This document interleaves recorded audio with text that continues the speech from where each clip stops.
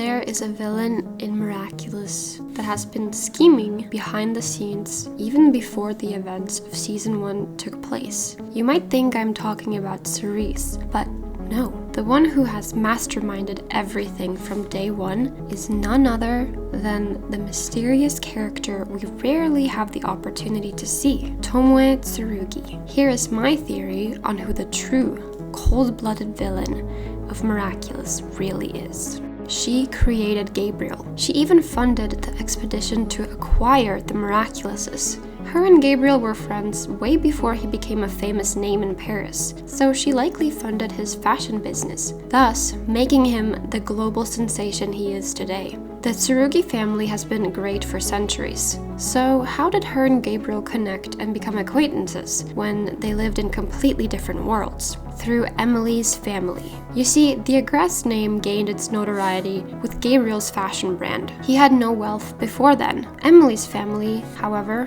had, but they disagreed with her marriage strongly due to Gabriel's low status. That is why he needed Tomoe's help to build an empire. My guess is that the two met at some event for the higher-ups in society. We know they set up many special arrangements for the extra wealthy. The Diamonds Dance, Prince Ali's birthday, etc. Gabriel and Tomoe met and connected over their ideals. Gabriel desiring for acceptance and making a name for himself, and Tomoe's desire for an evolved society. Another thing they shared in common was the inability to have children. Emily was infertile, and as for Tomoe, my guess is that she didn't want a husband, or perhaps shared the same struggle as Emily. But by looking at Tomoe's strong-willed nature, wishing to surpass her gender's limits, and being aligned with the men in society, I think she simply didn't wish to have the status of wife, or have her success be tied to a man. The legend of the Miraculouses have probably existed for a while, and for the ones especially intrigued by history, it would take some research and help from the best of the best in the field to discover its existence. That is where Natalie comes in. She was no ordinary assistant. She more so served as a guide for Emily and Gabriel in their expedition for the mystical jewels. Hired by Tomoe in the beginning. The goal for Tomoe has always been to acquire the most powerful Miraculouses of them all. All it took was a sacrifice. Tomoe led Emily and Gabriel on the path to find the butterfly and peacock Miraculouses. The ones rumored to have been lost ages ago. When they finally found them, the plan could commence. First, Tomoe used it to create her perfect child, Kagami, an exceptional girl with great discipline. Next was Amelie. She shared the same struggle as her sister and wanted to be a part of the deal. Then lastly, Gabriel and Emily. However, the Miraculous was in rough shape as it landed in their hands. You see, I think it wasn't the destruction of the temple that broke the Peacock Miraculous. It was Tomoe. It was an accident, she said. I repaired it to the best of my abilities, so it should still work in order to make your perfect son. But she knew that it would bear a heavy price for the woman using it, one that would lead to her downfall eventually, which was all part of Tomoe's plan. You see, in order to get the Ladybug and Cat Miraculous and have her wish fulfilled, the two powerful jewels must be lured out by an evil threat. But who would tempt the magic out? Of course, Tomoe could do it herself, but isn't it much smarter to pin the blame on another person? You reap the benefits, yet no targets are on your back. Gabriel was the perfect culprit. He loved his wife more than anything in this world, and losing her would bring an unmatched darkness within him. Here was the plan. Tell Gabriel of the Miraculouses, give him a proposition he can't refuse, a child with the woman he loves. Send him out to find them, with the help of expert explorist Natalie Sansor.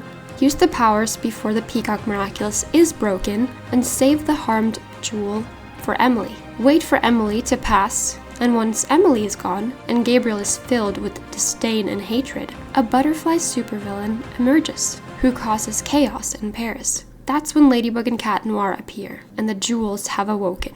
Now all she must do is wait for Gabriel to defeat the two heroes.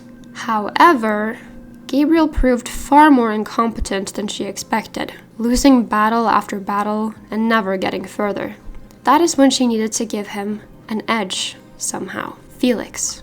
It is not explained how Felix's father passed, but it is awfully convenient, isn't it? Tomoe was aware of Felix being a scent monster, an abused one at that. She needed to set the creature free so he could go after his desires. Once Felix awoke from the curse and had his own free will, it was only natural he wished to remove the one thing that chained him, the peacock Miraculous. But the only way to get it was to offer the butterfly villain something far more valuable in exchange. With two villains working with their own goals in mind, both targeting Ladybug and Cat Noir, the chances of gaining an edge is far higher. And the plan worked. Instead of having two Miraculouses, they got all of them, excluding the earrings, the ring, and the brooch. But they had a clear advantage now. Afterwards, Tomo suddenly got involved and took charge with Gabriel to fulfill their plan. Gabriel's incompetence was apparent at this point, so she couldn't let all this new power get misused yet again. They then created the Alliance rings together to transfer more power to their supervillains in an effort to potentially capture the two jewels easier. Still, Ladybug and Cat Noir's plot armor proved to be too hard to crack with simply powering up their villains. That is why they had a plan B, one that was designed to work 99% of the time. Most of humanity wore the Alliance rings that they had designed. They could turn everyone into a villain with one common goal: retrieve Ladybug and Cat Noir's Miraculous.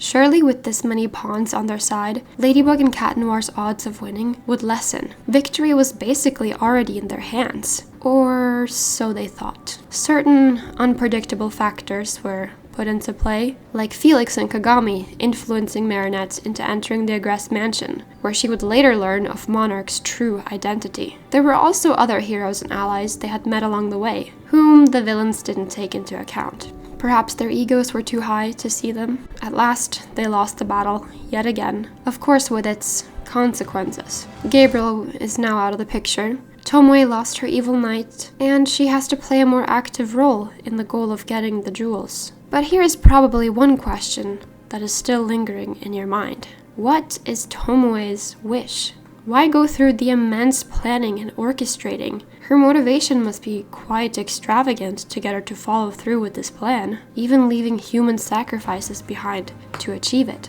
Well, Tomoe, due to the little screen time she's had, is pretty hard to read. What she desires is, as of now, still a question. But if we look at her nature, we can still make a few guesses. Tomoe is a strong woman with great disdain for incompetence. We see this from her insulting remarks towards Marinette and her disappointment in Adrian's disobedience towards his father.